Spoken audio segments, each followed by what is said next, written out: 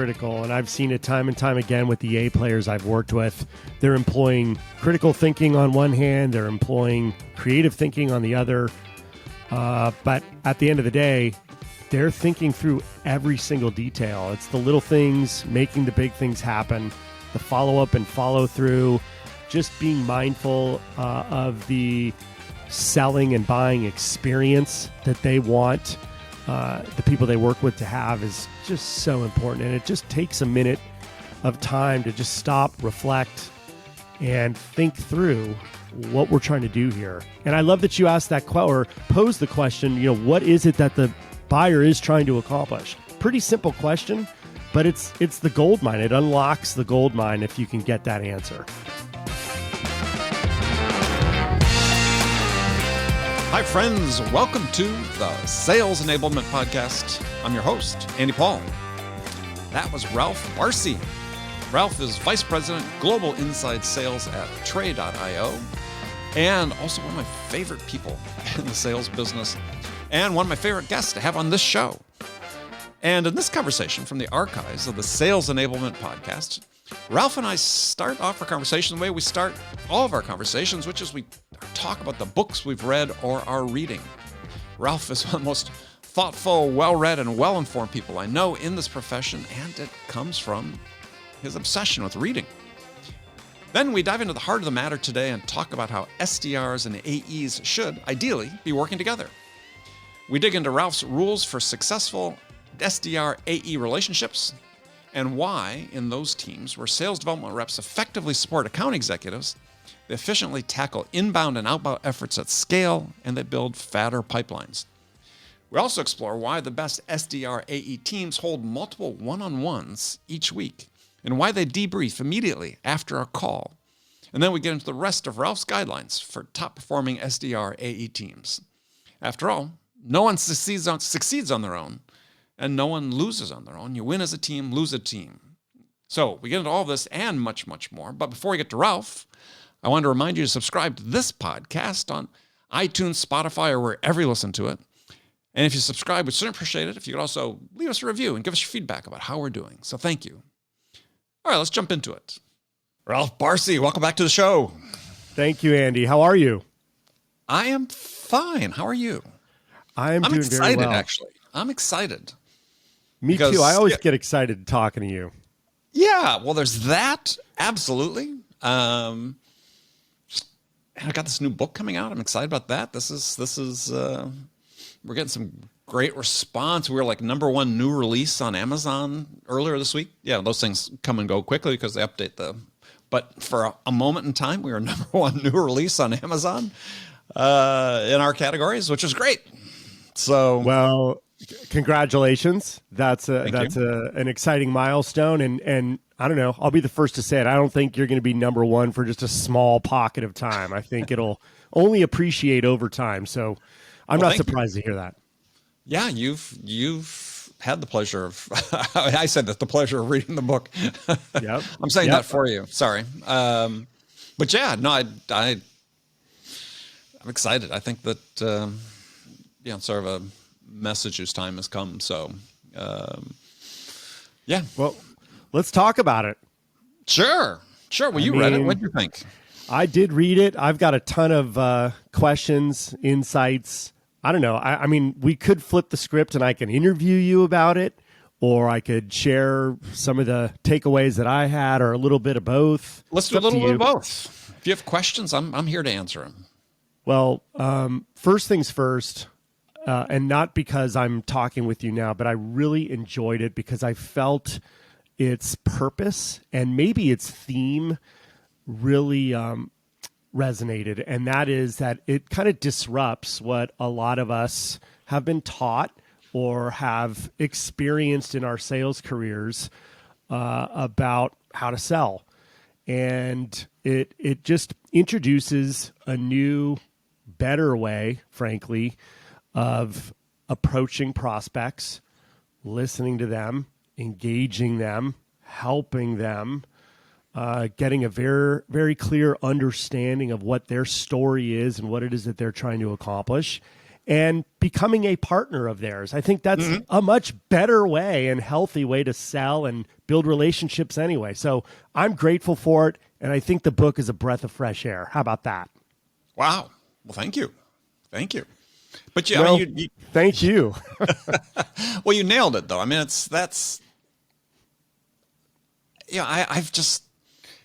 think, as I talk about in the book, I arrived at this point, or have arrived in the past at this point of view about how to sell, as you so accurately described, versus sort of the traditional persuasion-based approach to selling that most of us are taught.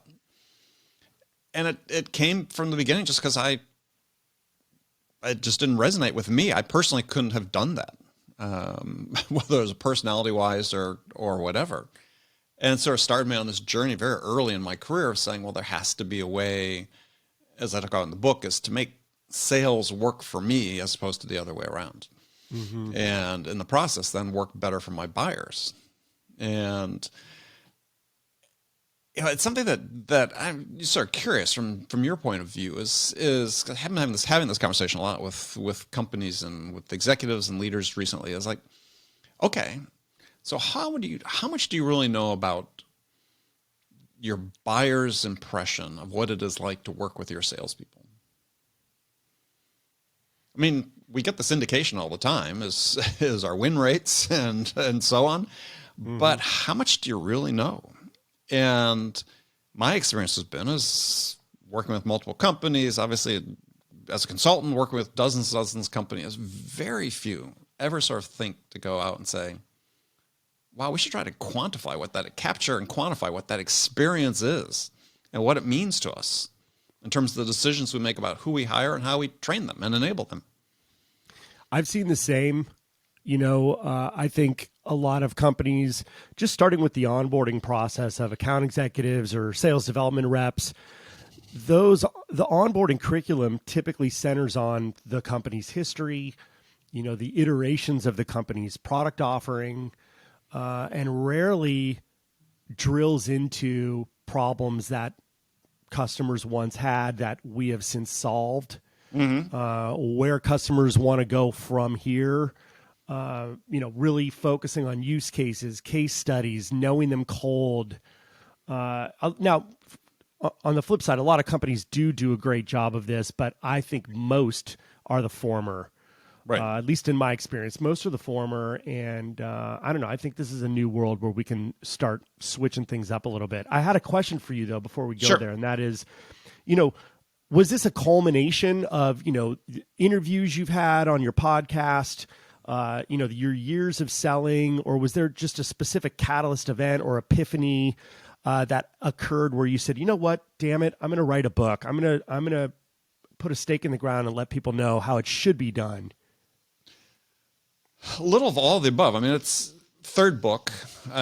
So yeah, I mean, the books tend to build on each other, but I think, part of it was driven by the podcast and talking to so many different people, both on the podcast and outside the podcast, and coming to the conclusion that we're not getting any better at this, that with all the advantages we have of technology and the like that have come into the sales space, is that we're fundamentally not any better. And in fact, arguably worse in some dimensions. I mean, if we look at, I come out of a background prior to starting my consulting business years ago of selling really big systems, to the enterprise primarily, 6, 7, 8, 9-figure deals. And I measured myself. The key metric I was looking at was, what's my win rate? And so what percentage of my qualified opportunities was I winning? And generally winning about 2/3 of them. And then we look at and this was not unusual. I looked at the time, other people I thought were being successful and not all selling exactly the same stuff, but generally they were winning more than they were losing, and of their qualified opportunities. And as I talked to so many people on the show, especially people from the SaaS world, where it's sort of generally accepted that, hey, our win rates between 20 and 25% oftentimes, we're okay with that. I was talking to somebody yesterday, an interview, he was talking about a client he had that 17% average win rate across the company. They were good with that because they just kept feeding stuff into the top of the funnel. And at that point, I contend you're not really selling, you're just playing the odds, right? Because you know that a process produces a certain outcome rather than fix the process. Yep. But I asked the question of people, I said, so what's the value to you, if you're a sales leader, what's the value to you of a 1% increase in win rate? And no one's ever been able to answer that question. Wow. Partly because they never think about it, right? Because the emphasis tends to be is let's feed the top of the funnel. Mm-hmm. And my concern is that what we've done now is we've told some sellers who are even hitting their numbers with 20 to 25% win rates, is we're saying, well, you're good at what you do because you've hit your number. And I look at it and say, no, because your customers are saying that 3 out of 4 times I decided not to buy from you. And so if practice makes perfect, and let's say you're only winning, 1 of every 4 of your opportunities, what are you getting practice doing? Losing. That's right. And how can that, if you're a salesperson, how can you accept that? I couldn't have accepted. I can't accept that. I don't know how people do. So I think that to my argument, sort of circling back to the top of the question you had is, I was motivated by the fact that we're not getting better and arguably we're getting worse. And we have all these advantages and we're not using it to help us get better. Well, I'm grateful that you invested the time to teach us and coach us on this. In fact, the book opens up dedicated to Vicky, a teacher. Right, my wife. And I love that.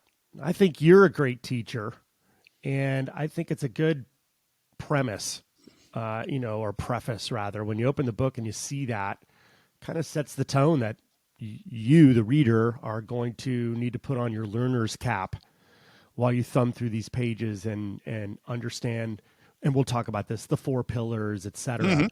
But I really like the teaching approach that you took. Yeah, well, I don't look at myself as a trainer. I'm not a trainer. It's not the business I've come up with. I do look at myself as a teacher. One of the roles that I wear. So I appreciate you bringing that up. And also my wife has been such a big influence because she's been a professor at NYU School of Medicine for a long time, and as well as an associate dean there. And I just remember, it was about 10, 11 years ago, we were at an end of year party for the graduating students. And, 4th year medical students getting ready to go to the residency, and they were there with their spouses, and they had asked various faculty members to get up and speak. And my wife is very dedicated to what she does. She's been teacher of the year. She's sort of like termed out for teacher of the year. They won't give it to her anymore. She's so passionate about it. But when they introduced her to speak, she got the standing ovation. And I'm like, wow, that's impact, right? Yo, big that's time. Impact is none of the other faculty did. She got it. And it's because she makes it personal, and she wants to see people do better. And that's what motivates me. That's why I'm sort of frustrated when I talk to people. It's like, how can we accept this? Yeah. We can do better. Well, we need more people like her. That's for sure. Someone who approaches their profession or their craft as if it's a vocation. It's, mm-hmm. Maybe it's why she's here. Yeah. Oh yeah. She could teach forever. If she was given the opportunity, she'll try to teach forever. I love it. Well, there's a lot of ways we can go through the book, Andy, and you stop me if you don't want me to go deep on certain things, or if I've missed points. I love to be on the opposite side and answer questions. But you've got what, 13, 14 chapters. Right out of the gate, one thing I noticed reading was the titles of the chapters. Just, I looked at the table of contents as I do when I'm cracking open any book, and I want to zoom out, and I want a good overview of, okay, what's the narrative here I'm about to step into? And I just loved the names of your chapters. What human being acts this way is chapter 1. I love it. You talked about, your first sales training class at Burroughs Corporation, which became Unisys, we all know. Right.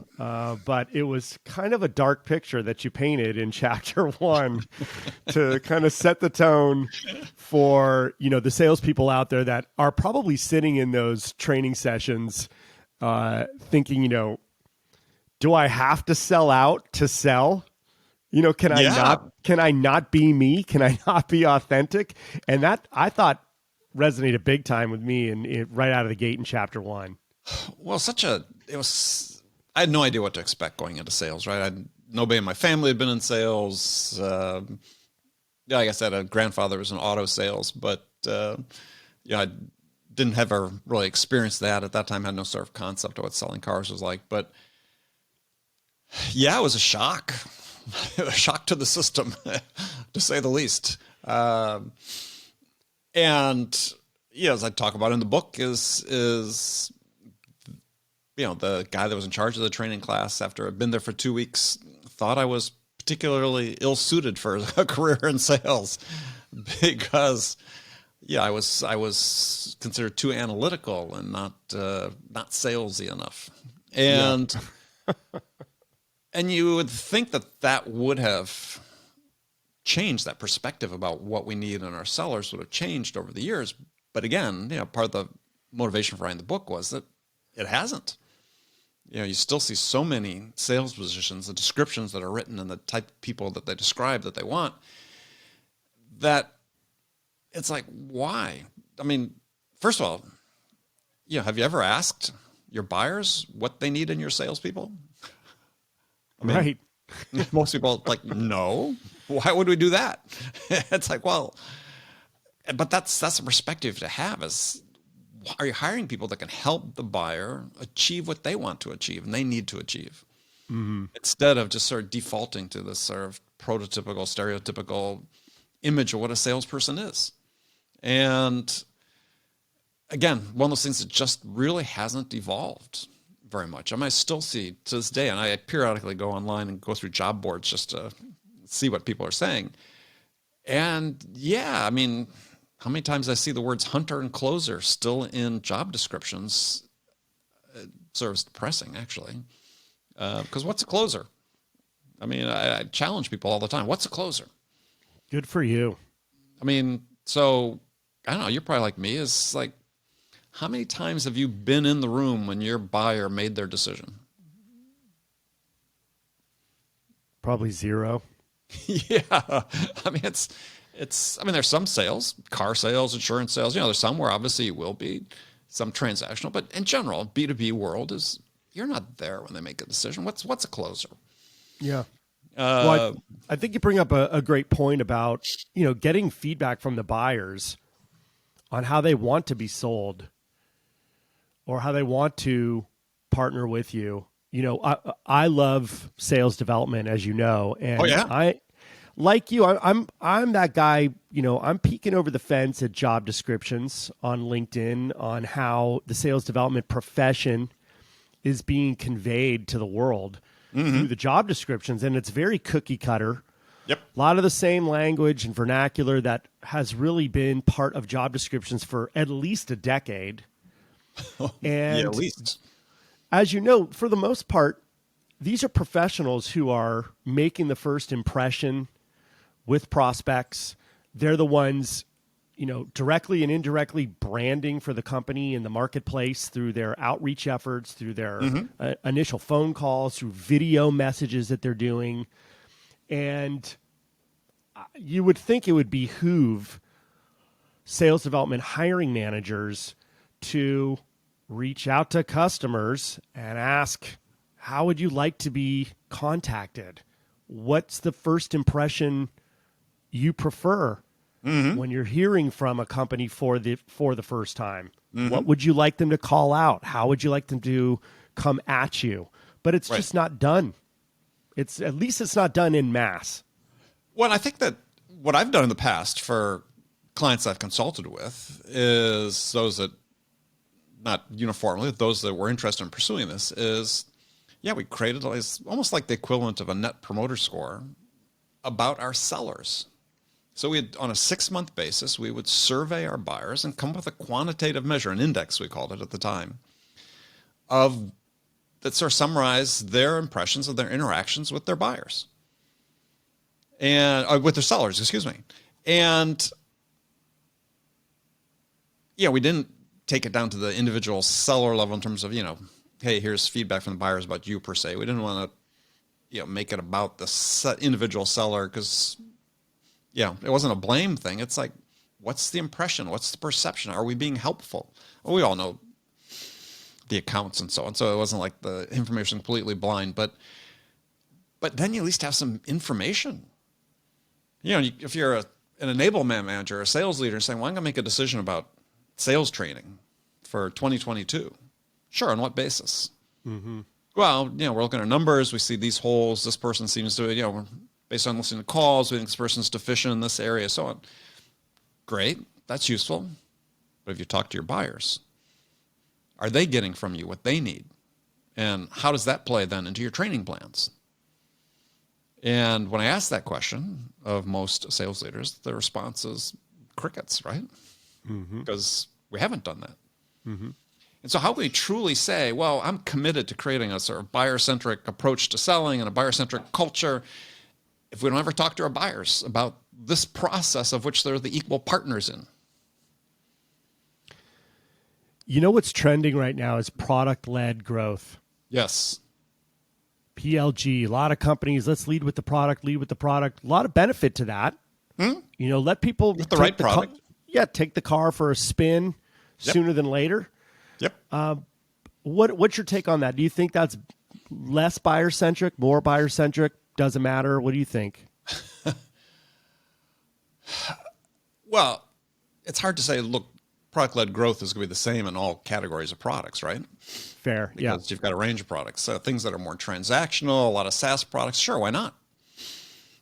Because the value that the buyer needs from a seller just to take that first step is relatively small. But if you're saying, look, I'm trying to penetrate a big account, is product-led growth the way to do that? Sort of nibble at it and then go in. Well, they get to try and buy it, and then we'll get engaged. Yeah, possibly. But I'm also a big believer that if you're trying to set yourself up to sell to big accounts, then go sell to big accounts, right? Go develop the relationships, go develop the connections you need with the stakeholders to understand what their problems are and ask the questions and why, why sort of do a sort of, incremental introduction into the account. If it's a target account, go sell to it. So I think it has its place. It's just, part of what I think it does is I think it feeds into this, feeds into a lack of comfort that a lot of people have with doing outreach. And, they think it's going to simplify that whole thing as, we'll just sort of, we're not going to need to do a bunch of outreach because we're just going to have people sort of take the initiative, our buyers take the initiative on this. And I don't know, haven't we sort of been through this before with the freemium models? We have. Yeah. So it is a bit of a repackaging. I get it. I understand the motivations behind it. I think some motivations are less obvious than others. But yeah, it'll work for some. Sure.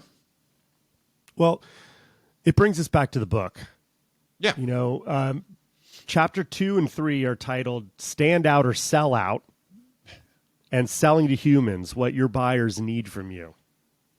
Pretty clear what we're talking about. And what I love about this as well, Andy, is, the first half of the book, you're speaking to the sellers, and then you pause halfway through the book and you actually title the chapter an intermission, where it's almost like there's an aside conversation that happens with the sales leaders.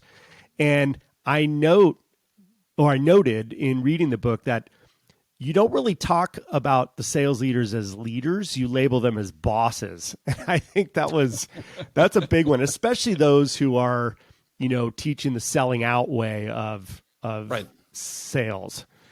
So anyway, I liked that and I took note of it. But stand out or sell out. You kick off chapter 2 with pushy, self-interested, lazy, uninformed, clueless. Buyers often use these adjectives to describe salespeople. And then you offer a chart. Hey, take a look at this chart of individual sales mindsets and attributes and see which column most closely resembles where you are now. And then you list all the different characteristics. So it's great. It's a great right out of the gate self-assessment. How good am I at this? And what do I think describes me as a seller? Yeah. And I think that the point I was trying to make is that as humans and as sellers, we're not all one thing or another, right? So if you envision, as I sort of starkly laid out, between a selling out and selling in as ends of a spectrum, opposite ends of a spectrum, is just trying to self-assess where you are currently between the poles, because we're all a mix, right? Me, I'm sure I've got attributes that I need to get better at as well. We all do. Same, for sure. But I think the thing about sales that oftentimes, increasingly, let's say, is overlooked is it requires intentionality to do it well. You have to be intentional about self-assessing. You have to be pragmatic about it. You have to be intentional about every interaction you have with a buyer, about what's the value I'm going to provide to them in this interaction. It's going to help them move closer to making a decision. And when you can be more intentional, is your odds of success go up, because you're being conscious and, again, intentional about helping the buyer. If you're just going to be cookie cutter, robotic, completely process driven, then yeah, you're not. And this is the opportunity for sellers, is to say, right, I'm dealing with another human being. I need to be cognizant of what they need from me, which means I need to be intentional about it. We all have finely tuned BS meters too. Yes, we do. Well, and I've referenced this in the book, is that Jonah Berger from Wharton wrote this book called The Catalyst about persuasion, and he cites in there research that shows that as human beings, we universally resist being persuaded. And yet there are dozens, if not hundreds, of sales books with the titles, along the lines of How to Master the Art of Persuasion. Yeah.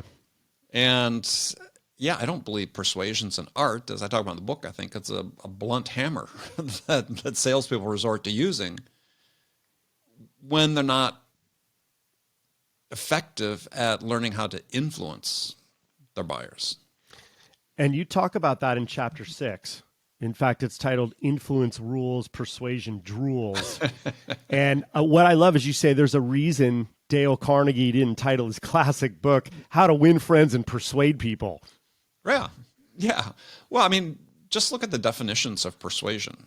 Persuasion's about basically using force to get somebody.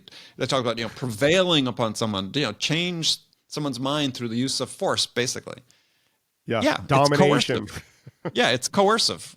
At heart, it's coercive. Where influence is about taking actions that have an impact or an effect upon the thinking and actions of others. And that's what we're trying to do. We're trying to have an impact or an effect on the thinking and actions of others.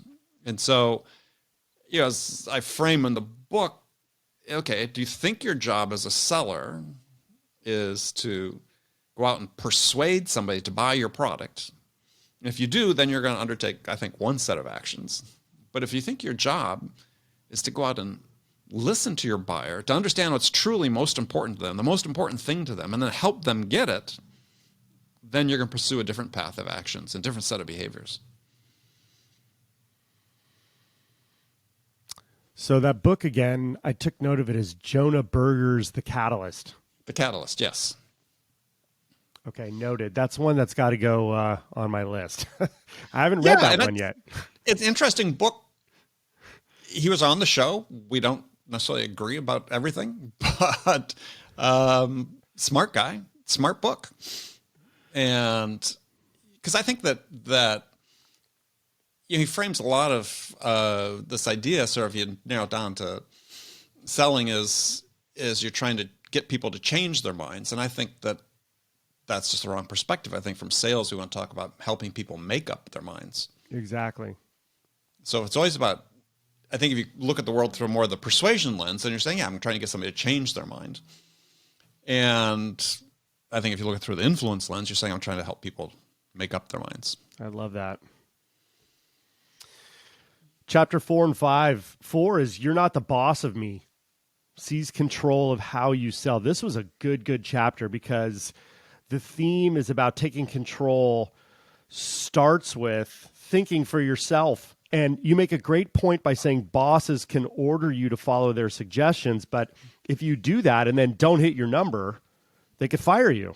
Yeah, who gets fired? Not them. You. Yeah, they don't care that you were acting on their orders. Right. You didn't hit the number. See you later.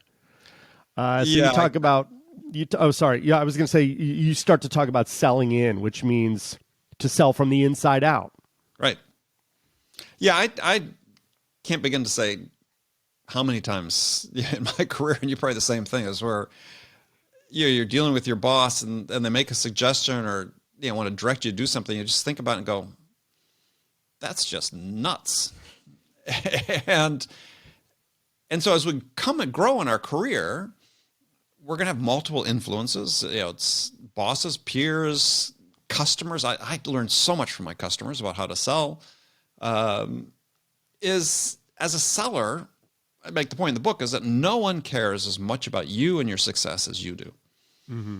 And you have to take responsibility for that. Mm-hmm. And even if it means pushing back from time to time and saying, no, I think there's a better way to do this. And I'm willing to be held accountable for my results doing it this way. And more sales leaders should step up to allow their people this autonomy. In fact, the science is pretty clear that when you give humans more agency over the choices they make, they're going to be more creative and productive and innovative in how they get the job done. And so instead of being fearful about the fact that you've got people who aren't conforming to the metrics you've laid out for all of your sellers, encourage it, right? Instead of saying, well, everybody needs to have 5X pipeline coverage. Yay, you've got Ralph. Ralph does great with 2X pipeline coverage. He's crushing it.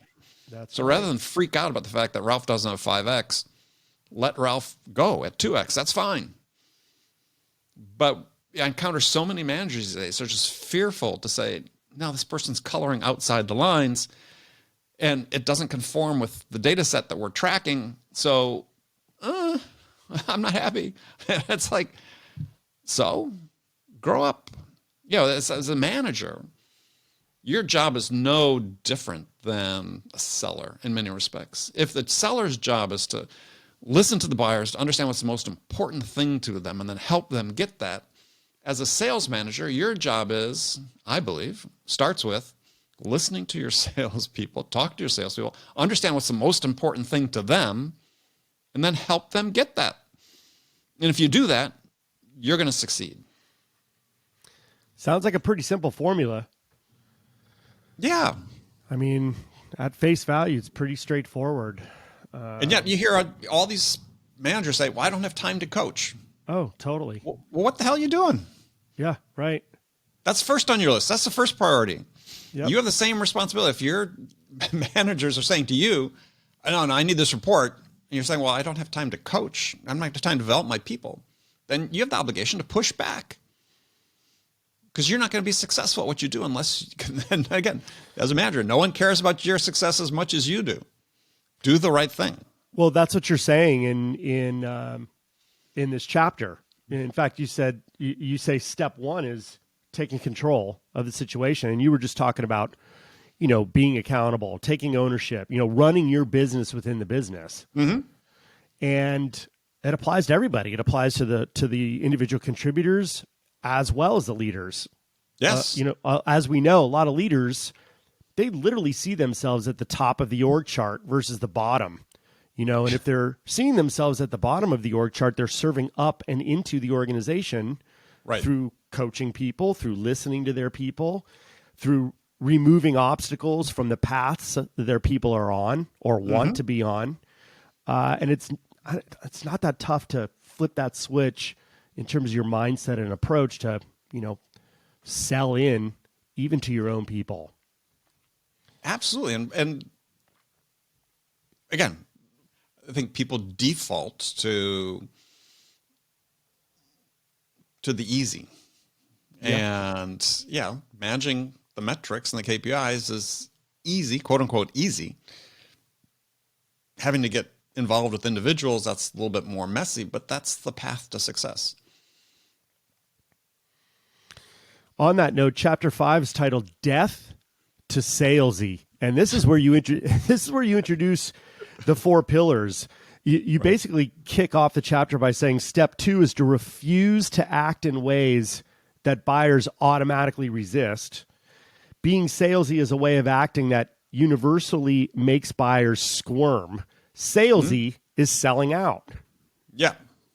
Yeah. Well, I mean, it's, I like to frame it sort of a question. And and I ask this in groups when I speak in public and to groups that we're training or teaching is, so what's the one question a buyer will never ask you?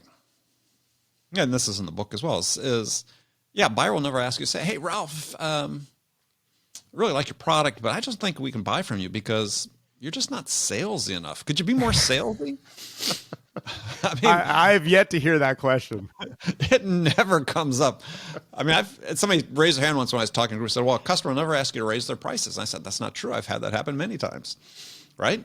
But no one's going to ask you to be more salesy. It has no value for you as a seller, has no value for the buyer. And yet this is, in the majority of the cases, this is how we're enabling and training our salespeople to act. Yep. And it really does emanate from this basic perspective that I just talked about a few minutes ago is, what is your job?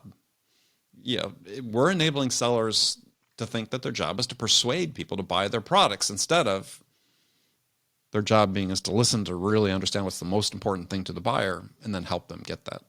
And so the first perspective is selling is something I do to you. The second perspective is something we do with you. Mm-hmm. And that's what selling is. Selling is a collaborative process that we undertake with our buyers. Outside of purely transactional, hey, give me your credit card. Yeah. In a B2B world, it's collaborative. Absolutely. Even in many respects in the transactional cycle, it's collaborative. It can be.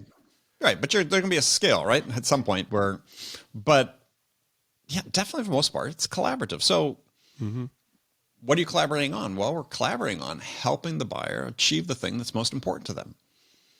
And it's a point I don't get into in real depth in the book, but it's one I keep emphasizing people is when you think about it, as my experience has been, and again, this is selling a range of products over the years, is that in every opportunity you're working on, there is one thing that's more important than all the others. And it's your job to find out what that is and who it's most important to. And if you know those things, you're setting yourself up for success. I remember early in my career, I was selling mini computer systems, fill a room full of equipment that had about, I think I calculated had like 1/500,000th of the power of my iPhone. But it took up the whole room. But it took up the whole room, and today's dollars cost close to $1 million. Yeah. Data storage was $1,000 per megabyte.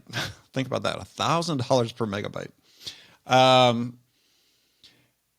And I went through a very competitive deal with this large construction company in the East Bay area of San Francisco Bay Area, way out in Brentwood. Ralph, you know where Brentwood is? I do.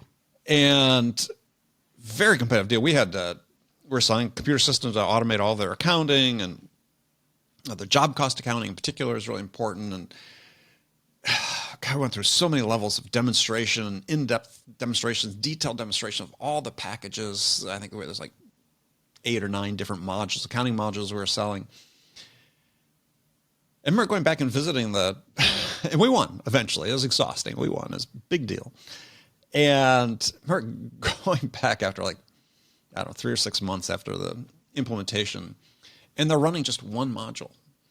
Wow. And the billing module. And I go to the CEO, I said, what's going on here? Yeah, he what goes, are you doing? What are you doing? You killed me on this. He says, oh yeah, but billing is what's paying for this whole thing. And it's like, oh, suddenly this light bulb flops on.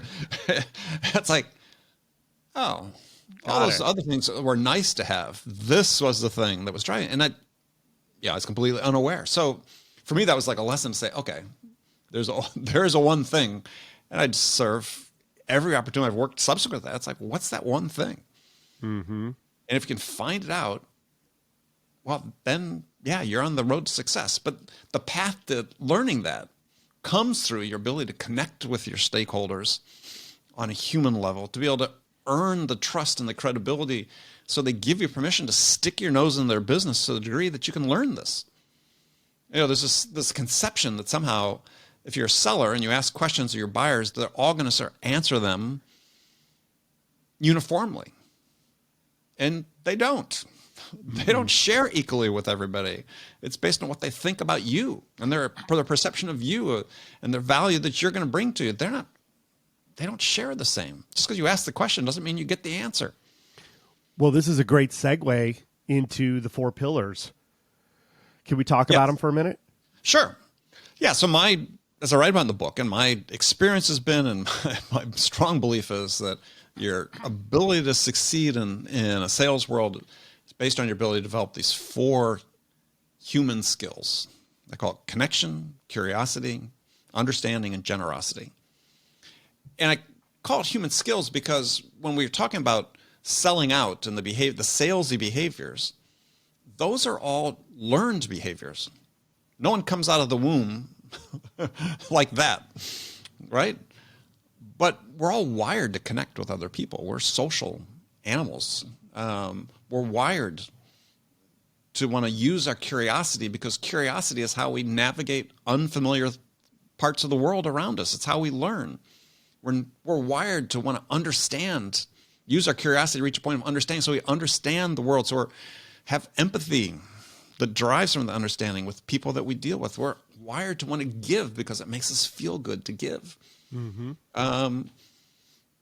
So those are sort of core human attributes that enable you to be able to connect, to build trust and credibility with the buyer, to be given permission to stick your nose in business and ask great questions, to keep asking till you get to the point where you truly understand what's most important to them.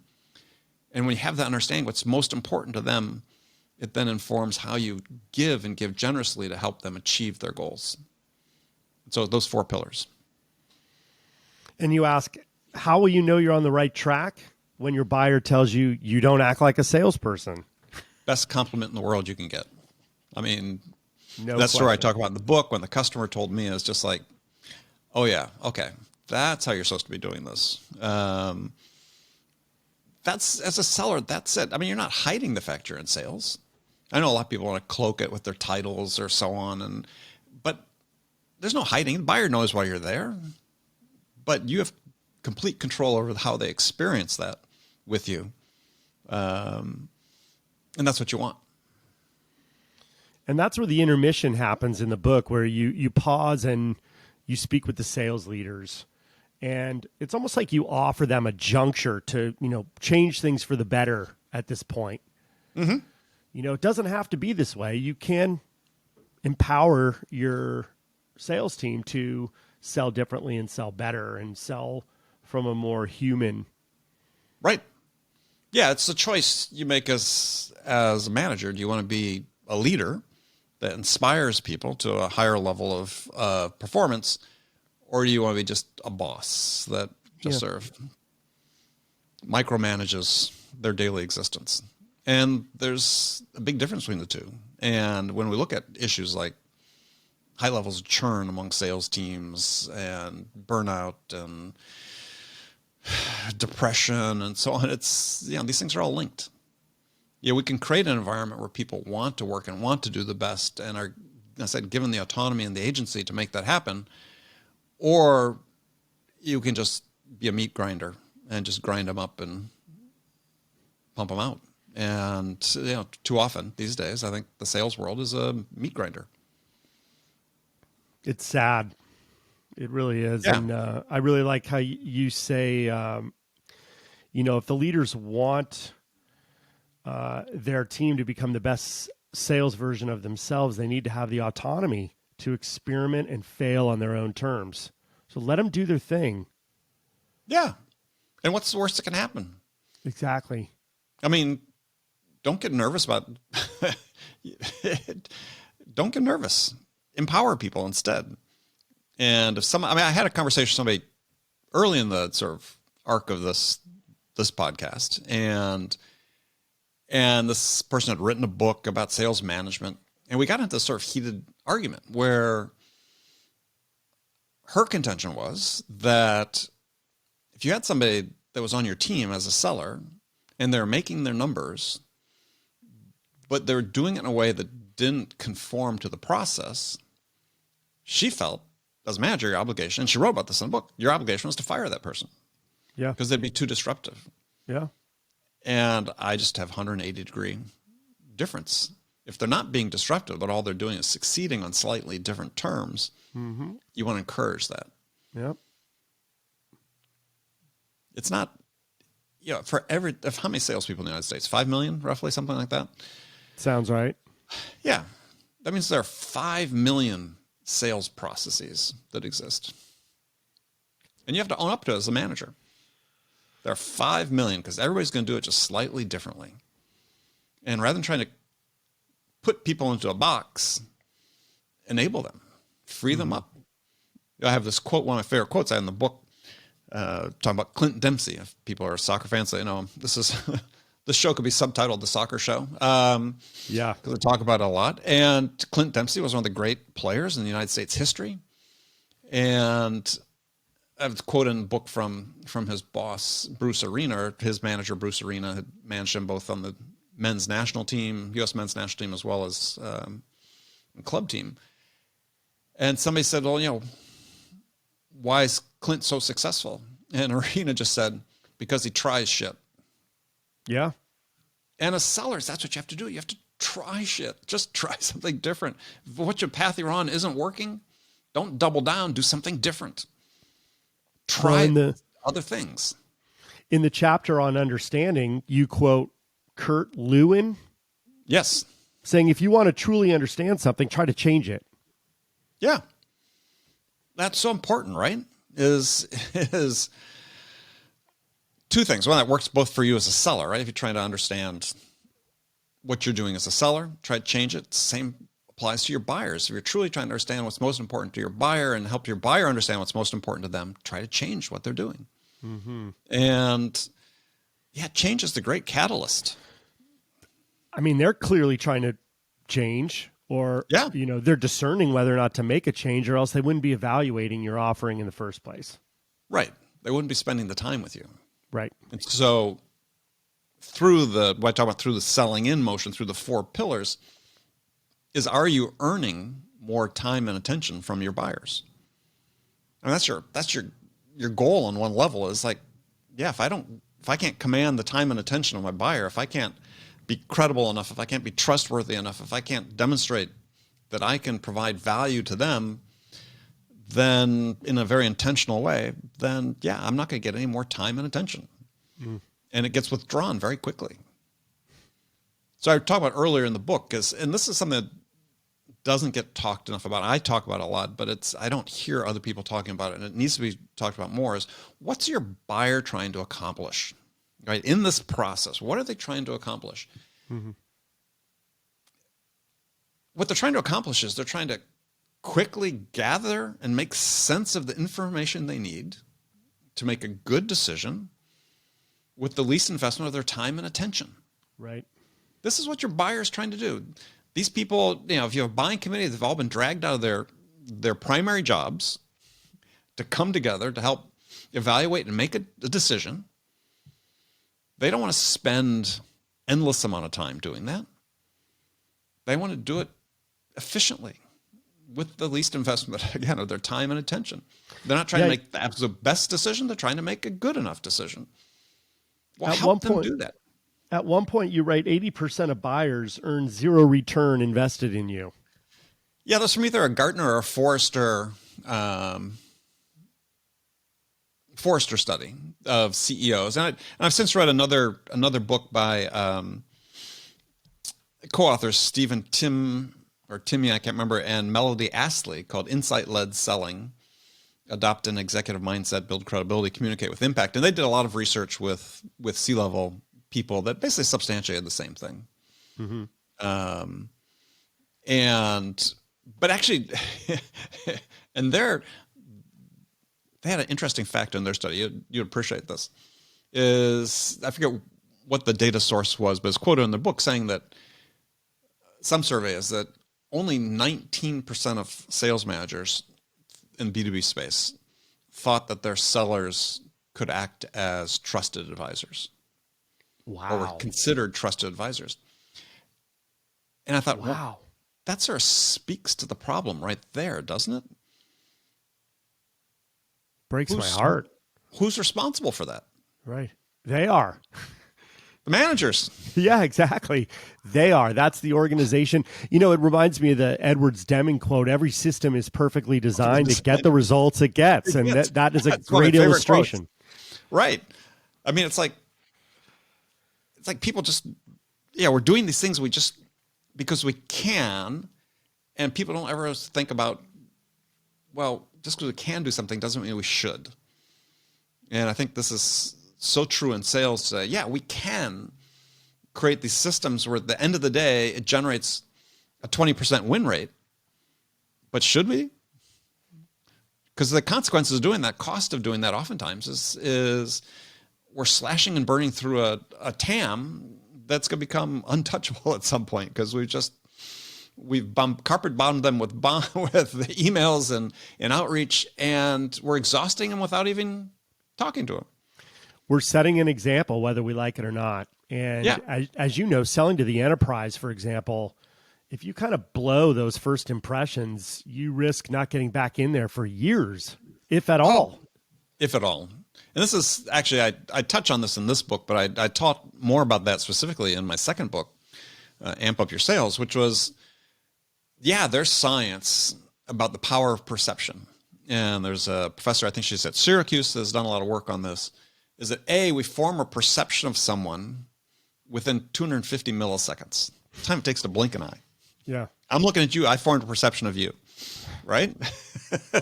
And I have no hair. You have no hair, right? Must be smart. Right. All this intelligence, burn the hair off his head. Thank you.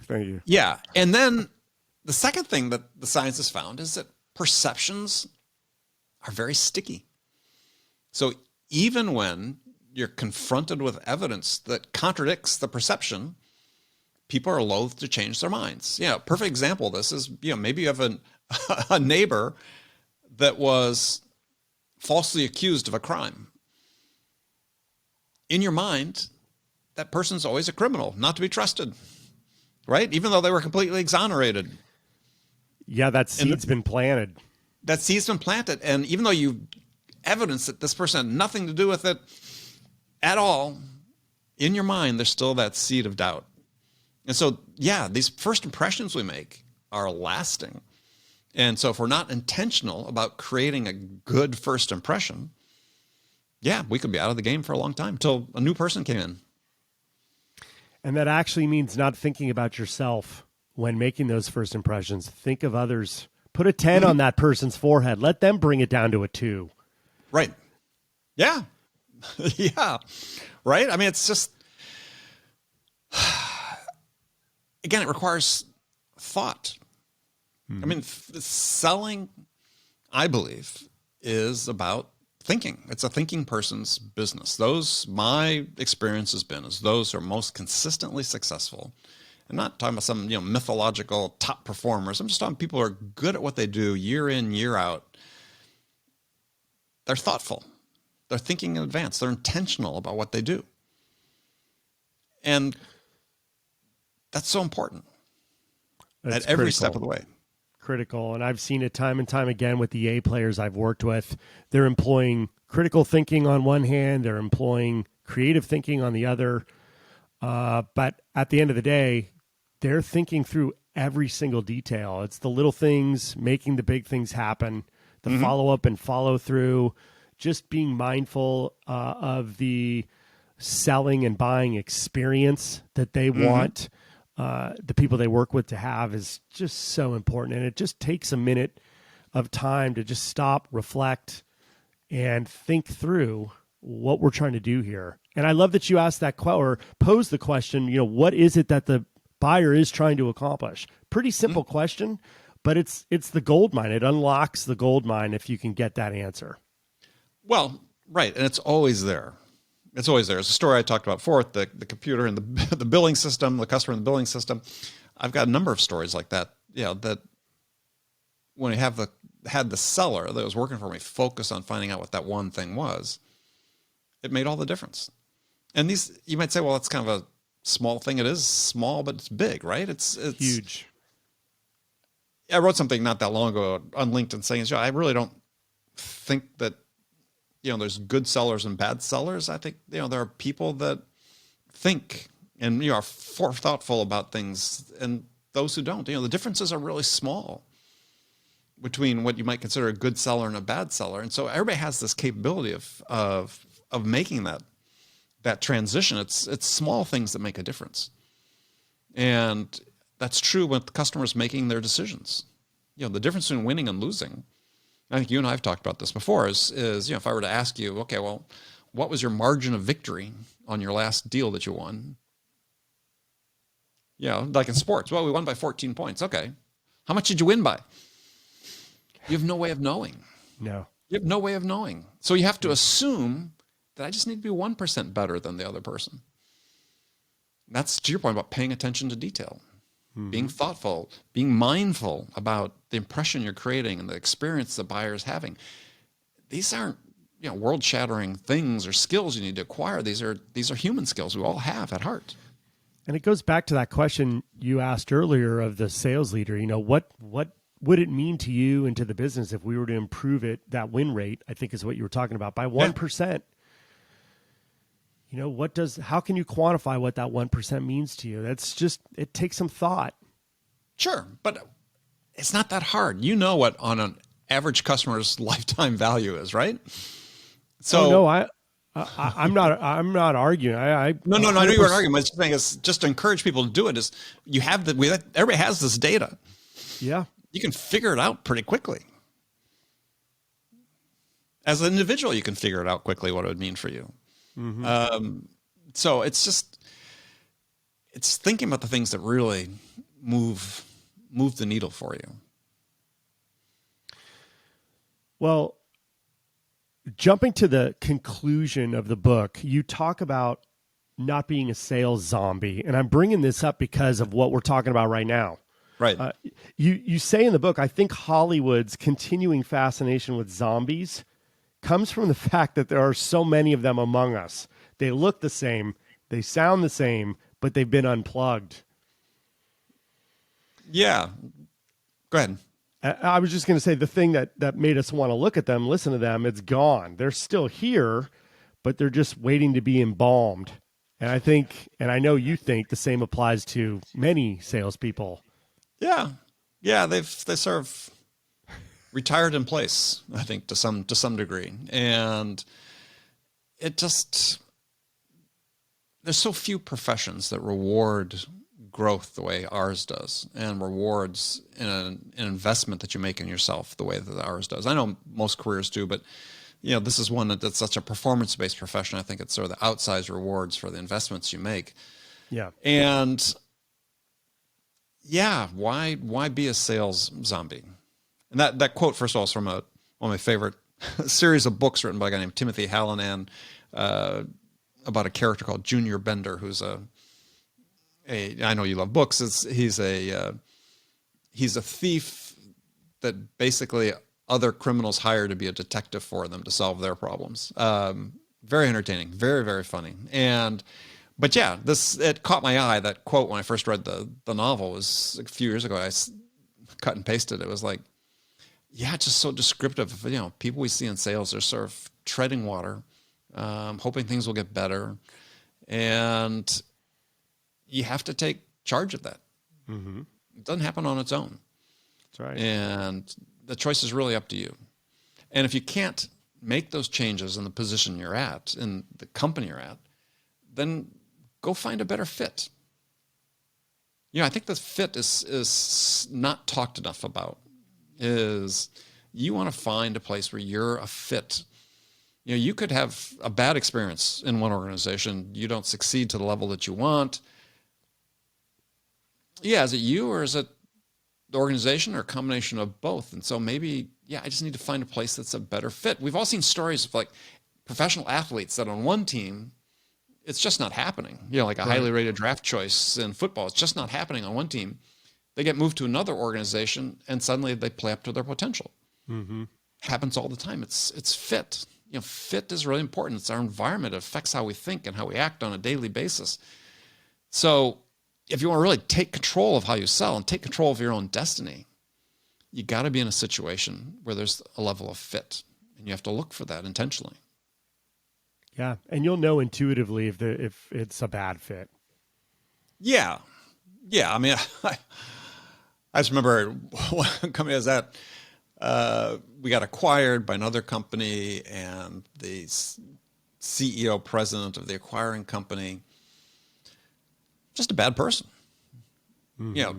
Managed through yelling and screaming and intimidation, and the thing that was, it was almost sort of like Stockholm syndrome, because the senior executives that had been in the company, of the acquiring company before they acquired us, they all liked this guy.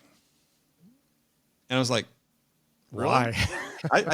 I'd been in an executive staff meeting and seen him reduce one of you guys to tears. Yeah. And so that company was based on the East Coast. I was on the West Coast, and I was running, after we got acquired, I took over international sales for the combined entity and was running that. And I just decided that every month when I was supposed to be on the East Coast for executive staff meetings, that I would have a customer meeting in Europe or Asia, because I enjoyed what I was doing, but I just didn't want anything to do with that guy. And eventually they came to me after about 7 months after the acquisition and said, if you want to stay at the company, you need to start coming to the meetings. And I said, okay, see ya. Bye. Bye. Thank you. So, yeah. Well, yeah. Life's too short for that. Don't put yourself in those situations. Well, the book's called Sell Without Selling Out. Talk to us about how we can get it into the hands of a lot of sales leaders and sales teams, because, I mean, we're partial, of course, Andy, right. But so many need it. So many need this book. Oh, thank you. Thank you. Yeah. Contact me if you're interested in talking about how you can get the book into the hands of your sales team and the additional sort of benefits that can come with doing that, whether it's having me speak to your team or working with them. Contact me either on LinkedIn, direct message me on LinkedIn. I'm all over the place there, or at andy@andypaul.com. Come visit andypaul.com, learn more about the book as well. And of course you can pre-order it everywhere books are sold.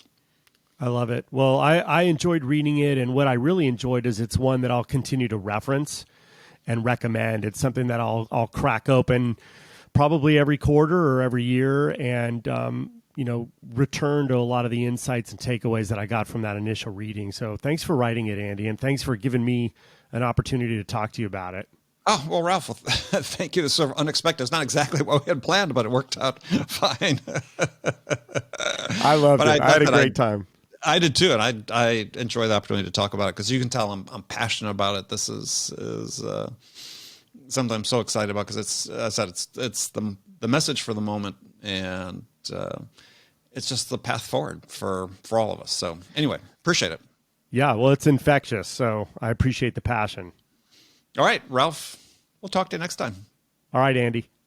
Okay, friends, that's it for this episode. First of all, I want to thank you for taking the time to listen. I am so grateful for your support of the show.